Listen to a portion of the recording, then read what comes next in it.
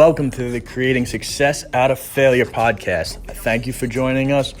Our mission, our vision is to help salespeople and entrepreneurs get through the misinformation that's out there. We want to talk about everyone's trials and tribulations because you know what? We all know at the end of the day, success is not a linear straight line. You're going to get knocked down. You're going to get beaten down. But how do you get up? How do you overcome that? That's what we're going to be going over on these podcasts. So thank you for joining us and enjoy the podcast.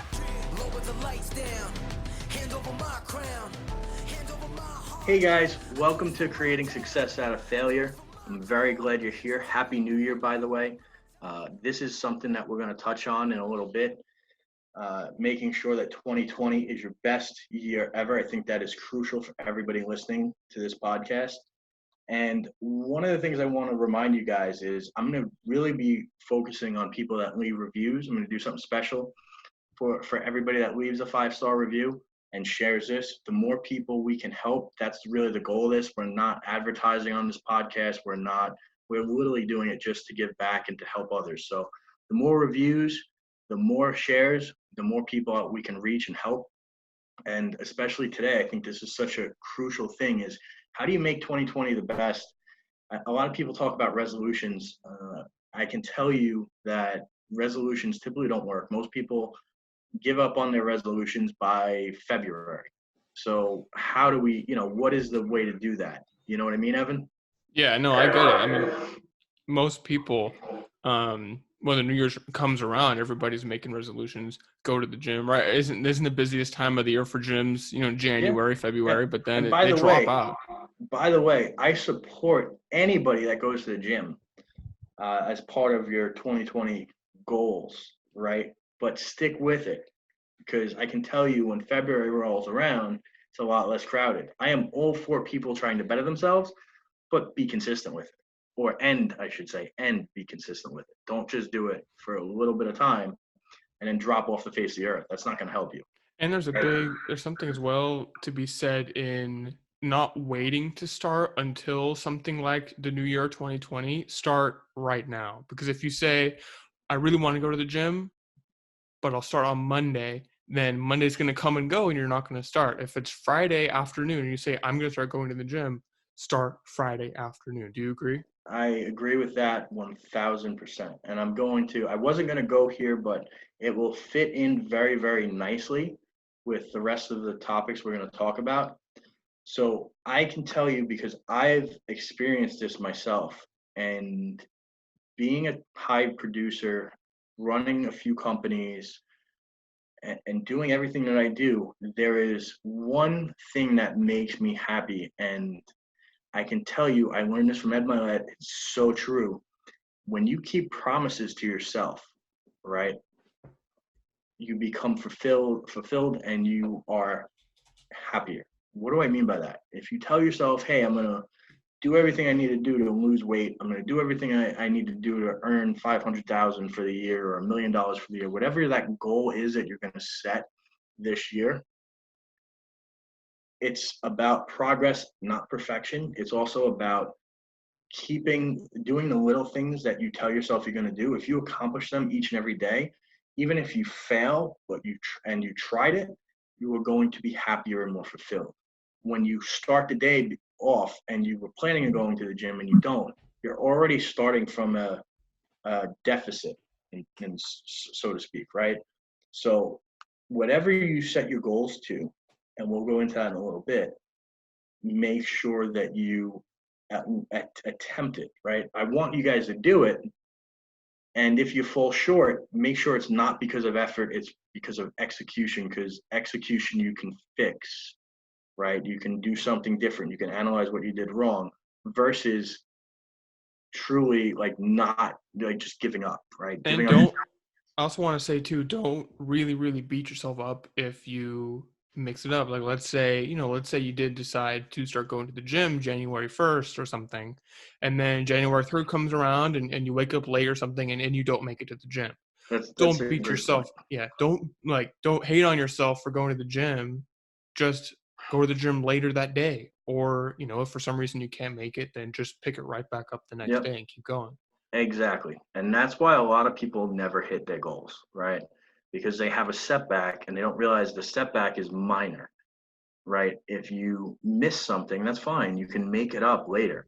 The goal and the biggest part of success is having the consistency of effort, right? If you miss something, that's okay, but make it up and make sure you stay on schedule. And as long as you're staying on schedule, you will eventually hit your goals, even if it's a little later, because again, there's setbacks. There's setbacks in everything: running a business, losing weight, sales, marketing, anything that you're going to do in life that's worth doing, there's going to be setbacks, right? It's just staying consistent with your effort, your execution, and learning.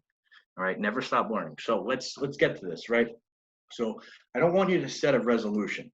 Okay. I think resolutions are kind of hokey and BS. What I want you to do is raise your standards. What do I mean by that? Raise your standards by the amount of effort you're willing to give, raise the standards in the goals that you set for 2020, and raise your standards for what you're willing to accept from other people. All right. I think that is all crucial. And if you want to have the best year yet, and I want that for each and every one of you should be focusing on raising your standards and not setting resolutions, right?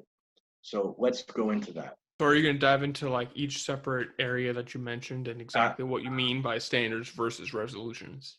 Absolutely. Well, not so much standards versus resolutions. If you're raising your standards, you're raising everything across the board, right? Right. So when you're doing a resolution, you're resolving to do something. If you don't do it, well, then it all goes to shit. You didn't do it, right? That's not what this is about, right? If you want to have the best 2020 of your life, or it'll be the only 2020 of your life, but the best year of your life, you need to raise your standards. So let's go into that. One, set goals. Okay. And I don't mean setting goals that are arbitrary are kind of crazy, right? Actually think about the goals you're going to set. And what I mean by that is I'll give you some of mine, right? I want to have 1,000 advisors under my Sprout program, Sprout advisors. And as you can see the logo in the back, I want 1,000 advisors this year, right? So what I did was I broke that down by each quarter, each month, each week, each day. How do I get to there, right? And not just how do I, what numbers I have to hit, but what are the actual metrics and the work needed to be done to accomplish that? That's what I mean by setting a goal, right? Anybody can set a goal and you either hit it or not hit you don't hit it. But if you have, when you have the background on how you're going to do it and what you have to do each day to accomplish that task, it makes it much easier and much more achievable. And when you're doing it in a fashion where you have it broken down by day, by week, by month, by quarter, and then ultimately by year, you're setting milestones so you can see and track your own progress, right? Another goal I have for 2020 is to acquire 6 investment properties, right? So what I mean by that is I want to buy an investment property every 2 months. I am in contract right now for 3 to start the year. So there is a very, very high likelihood that I set that goal too low. Okay. However, if I hit 6, that doesn't mean I'm stopping. I'm going to do what's in my means to get more, right? And investment properties, usually when you do it correctly, when you have one, it's much easier to acquire the next one because it's producing cash flow, right? Another goal that I have is I'd like to jump in quickly and say as well, you mentioned, you have, say, a yearly goal and then you break that down, okay, quarter, monthly, weekly, daily, you break it down. That not only does it let you track your progress and see what you're doing to improve and get to that goal, it also really helps to make it more manageable.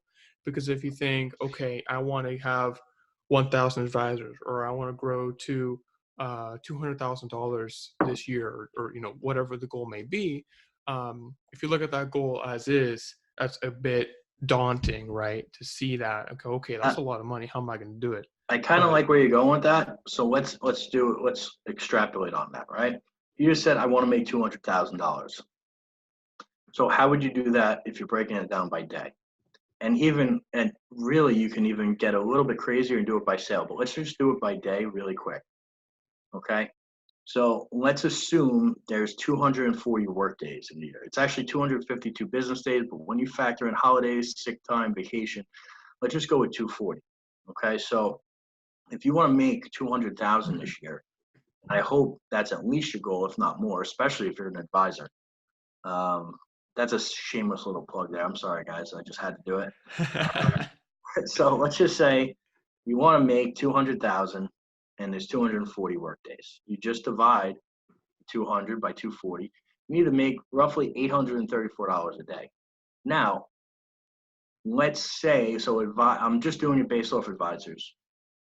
Let's just say that an advisor, typically the average transaction is probably worth, I want to say $1,000. So if you want to make 200, right? The other way to do it is you divide the 200 by what your average transaction is or average sale is by 1,000. You need 200 sales, right? Or 200 acquisitions, or you have to help 200 people get financing.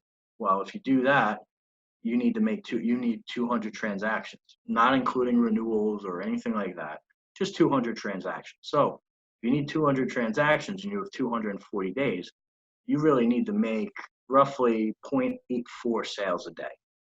Okay.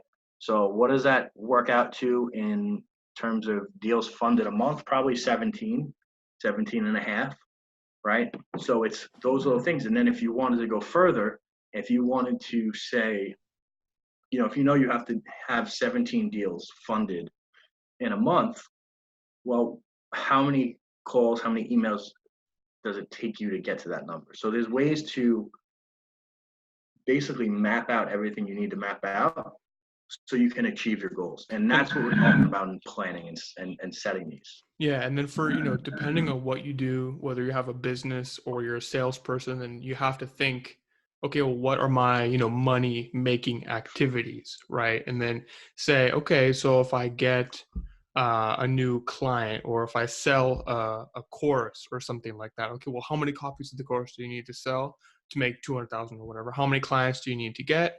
And, what do you need, like how many clients a week and then a day, things like that. And then you have to break down what are the necessary steps to make that happen. You know what I mean? For those of you out there who may not be advisors. Yeah, absolutely. So what's the next thing for you to have the best 2020 that you possibly can? I think after you set your goals and you know that you're going to hit them. And I do believe a big part of this is visualization. I'll share with you guys something I've done this year, and it's the first year I've ever done this. I actually made a vision board, right? I made a vision board. I took a picture of it. I actually have it in my home gym. The reason I have it in my home gym is I believe, and one of my mentors, Ed Milet, believes, and this is why I'm so gung ho about it. When you make a vision board and you're visualizing everything, you should be doing it when you're stimulated. What's a good stimulation? Working out, right? So as you're working out, you're visualizing these things. You're in an elevated state, and it sinks in more, right? So I put most of it on a vision board, and I can already tell you I'm setting up to hit all these things, right? So I think that is crucial to setting goals, is having them on a vision board. I also put them on my phone. This way, if I'm working out at the gym or I'm running or anything else I'm doing, for whatever reason it is, I can go in and I can just look at it, and that's my screensaver, right? And I did it when I made my vision board. It's how I want to look, how happy I want to be, what things I want to acquire, whether it's real estate, businesses, how much I want to make, a car that I really want, which, by the way, is a Tesla Roadster for anybody listening, right? A boat, my dream boat. Like, I just bought a boat. We talked about that, but my dream boat is probably like this $2 million boat. I guarantee you, once I get that, guess what? There's going to be a new boat on the vision board. I'm not saying I'm not grateful for that. I'm blissfully dissatisfied. There's no harm in wanting other things. And I do believe you should appreciate everything that you have. However, you should always be striving for more, because if you limit your potential and limit what you can do I think that's the biggest waste of talent and the biggest shame. It's kind of like a movie, A Bronx Tale. I love that line, but that's so crucial, right? If wasted talent is like the biggest sin, all right? So always want But more. plus, plus, if you're not striving to get more, you stop and you get complacent. And it's okay to be grateful for what you have, but if you're not trying to move to the next level, eventually you're gonna fall backwards onto lower levels. You never stay at one level for long. You either Correct. go up or down. And so you Yeah, have to strive to go up, otherwise you're gonna go down. exactly. And if you're not improving, you're declining, right? So that's part of that. Always want for more. So next, cut toxic people out. All right. For another podcast, I will go through all the challenges that I personally faced in 2019. They're pretty substantial, probably enough to crush most people. And not only did I get through it, I thrived through it, and we're surviving and thriving as a company, as an individual. And a big part of that was caused, I always own up to my faults. However, the toxic people I allowed in proximity to me really impacted some of the things that went on, right? So a big thing moving forward is cut toxic people out of your life, cut time vampires out of your life. What do I mean? If you're around people that are always negative, if you're around people that always talk about, what they've done in the past and they don't really have future goals, those are the people you want. The people that aren't supportive of your dreams. They can be family, friends, coworkers. And I'm not saying you have to be rude, but I'm telling you, cut them out of your life. Don't associate with them, and do this immediately. And it might be challenging at first, but once you do that and stick with it, you will be in a much, much better place. And I can tell you for sure, right? We had, there toxic people are around, and some of them are unavoidable. But once they were cut out, my life, my business, everything improved. Cut out toxic people. I can't stress that enough. If they're not positive, if they're not forward thinkers, if they're not striving to be better every single day, and they're negative people, get rid of them. Next, add positive people. What do I mean by that? Add people that believe in what you're doing, add people that believe in you, add people that are positive, that are talking about their future, that are trying to get better in every single way. The more people you surround yourself with that and they're high achievers, the better off you're going to be. Where can you find them? There are groups, there are Facebook groups, there are mentorship programs. I'm in two of them. I'm in Apex. I'm also in Arete Syndicate. And for me, those have been a blessing, right? I have great mentors. I'm with people that want to level up, want to improve. And I can tell you they have been worth it. And they're worth it because it also changes your thinking, and it also teaches you, first of all, even the people in the group can help. We had Trevor and Kale on, and they became referral partners for me. And they're great people. They have this very similar views on business, on life. And, just surrounding yourself with people like that will help you level up and get to the next level, and surround you with positive, forward thinking, high achievers. So that is something that I cannot stress enough. Even if you just add one or two every month after you cut out the toxic people, you're gonna have a great 2020 just by doing those two things. Right. Next, add one new positive habit every single month. What do I mean by that? Well, it takes you about 30 days to, or maybe a little bit longer, to have something turn into a habit, right? And if you can add one good habit every month and you do that from here moving out, how much better is your life going to be, right? And what do I mean by what's a habit that you could add? You could add going to the gym 5 times a week or 7 times a week, or having a workout, each day, reading, meditating, being grateful for what you have in the morning, stretching, listening to a podcast regularly, maybe like Creating Success Out of Failure. I might know a thing or two.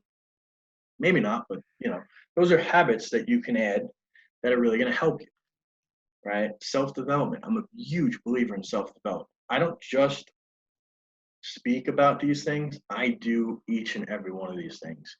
And I probably started this maybe 4 years ago, and you can look at what I've earned over those 4 years, uh, how I've shaped myself, how happy I've been, and the chart goes up. It's not a straight line. There's twists and turns along the way, like everything you do in life. It's just that when I've incorporated these things and I've made that my mission to always strive to be better every day, it's really helped.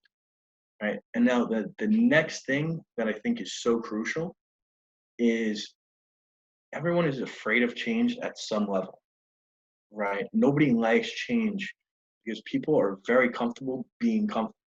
You have to be comfortable being uncomfortable. That's how you will thrive. That's how you will adapt. That's how you will level up. When you take on more of a workload at work, when you make sure that you're going to try to learn, let's say marketing or starting a podcast or something that's going to help your life and give back to other people. When you are comfortable being uncomfortable and doing things that you normally wouldn't do, that's how you're going to change, improve, and level up. Does that make sense, Evan?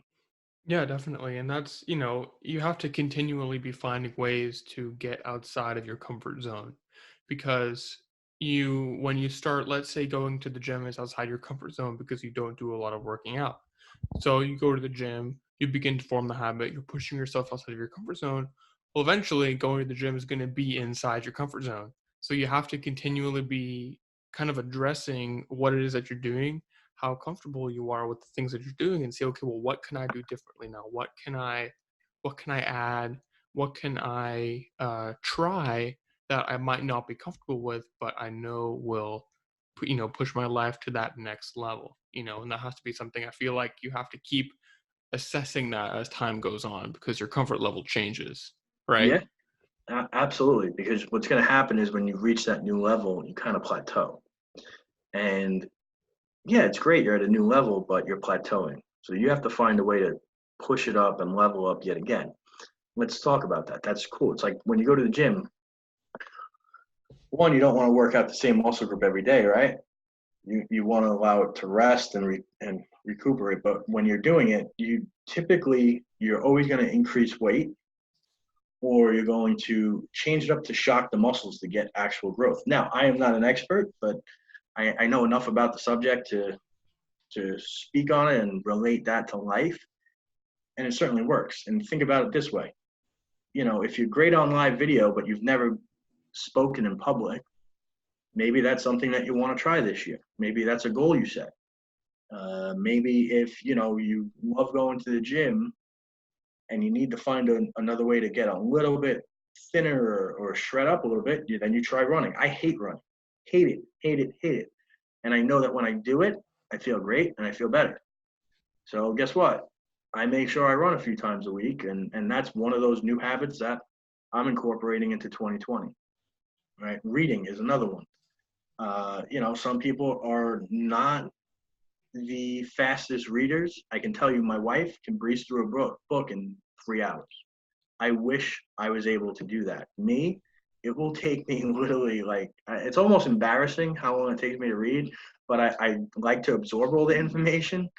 And I can tell you that for me, it takes me a little bit longer to read a book. I try to read 10, 20 pages a night. And one of my new habits, and it's not a new habit, I've done it, but I'm going to do it more consistently, is to make sure I read 20 pages each day. And note those little things where you're uncomfortable, you're saying, hey, I don't have enough time, I don't know how I'm going to fit everything in. Those are the little defining moments that if you get used to saying, hey, I don't have the time, and you make that switch to I'm going to do it now, that's how you will have the best year of your life. It's not about resolutions. It's about the raising your standards, setting goals, cutting out toxic people, adding, one new habit a day, and surrounding yourself with people that are like-minded, positive thinkers that want to do better. And I think if you do all those, that you're going to have the best year of your life by far. What do you think, Yeah. Evan? Did we miss Yeah. anything? I don't think so. I mean, those are all incredible additions that Awesome. anyone can make, into their life. Of course, it's not as easy as that. right? It takes time. It takes effort. If there's been toxic people who've been in your life for a long time, then it wouldn't be easy to cut them out, even if it is necessary. And um, it It's takes a what actually, like it's not. It really isn't when you make that decision. right. I will give you an example that I'm uncomfortable sharing. So I'm gonna mix up certain. I have somebody that has been in my life for a while, and they don't think they're toxic, but they are incredibly toxic, Mm, and they don't realize it. And you can't have a conversation with them. So I don't, I want, you can do this in a respectful manner, right? It's just not picking up the phone unless there's an emergency. It's not scheduling time to spend with them or hang out with them. It's not exchanging that. It's just, hey, this is what I'm focused on. I'm really busy doing this, right? You don't have to say, hey, Evan, I'm cutting you off, but I don't have to reach out to you, right? And I don't have to take your call. Like, there's nothing wrong with that. yeah, there's no obligations. No, listen to me. You're not obligated to anybody except yourself and your immediate family, right? Because let's face it, toxic people can be in your family, they could be your friends, they could be coworkers. There's so many different places that they can appear, right? And I will tell you, in 2019, I was definitely guilty of that. I cut out probably 3 or 4 people, and I didn't cut out other people fast enough. Well, I let certain things ride, like I'm sure many of our listeners do. And as soon as I stopped that, right, and committed to cutting them out, one, they either weeded themselves out eventually, because that's what toxic people do. They self-destruct. All right, it's inevitable. Because let's think about it. Why are they toxic? Because they only focus on the past. They focus on the negative. They focus on the problem. They don't focus on the solution. They don't have the goals they want, and they thrive when everybody around them is riled up and negative, right? And that is not a good way to live life. So that's what I'm saying. If all the things that we've discussed are super important, but I truly believe cutting out toxic people is besides raising your standards, and you're raising your standards when you cut out toxic people. I think that is one of the most important things you can do to live a happier and better life. Just point blank, Yeah, no, that makes a lot of sense. And I think when people, I think that's one of the greatest things you can do inside of your life to really, level up and move forward. Because it's like, I mean, if you surround yourself with toxic people, you're gonna feel those toxic feelings, and that's how you're gonna feel, and it's not gonna help you and serve you. So cut out those toxic people, add good people, and really just level up. I mean, do all the things that we've been talking about, and it may take a while to implement, especially if you're not doing any of them or haven't for a long time. And this is kind of the first time you've heard of these kinds of things. Yeah, I Then just want to say, based on what you said, listen, I don't think there's any new groundbreaking ideas, right? It's maybe you hear it for the second or third time in a different way or different light, and it resonates with you. Okay. And it doesn't matter who said it first or how it was said. What matters is it finally hits home and you finally act on it. I guarantee that if you guys act on these things, you will have a much better 2020. yeah, and that's you have to be willing to take the action. So that's really take the action and stay committed, and then that's it. Exactly. So listen, guys, thank you so much. I wish every single one of you a happy 2020. Remember, leave us a review, share this. We'll be reaching out and doing something very special for the people that leave reviews at random. All right. Happy 2020, everybody. And thank you. Kick ass this year.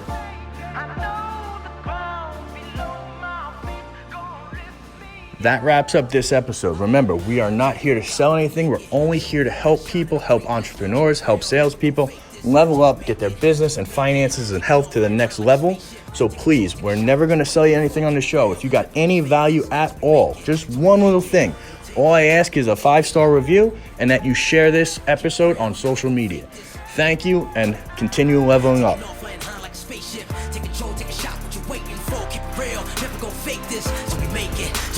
Yeah.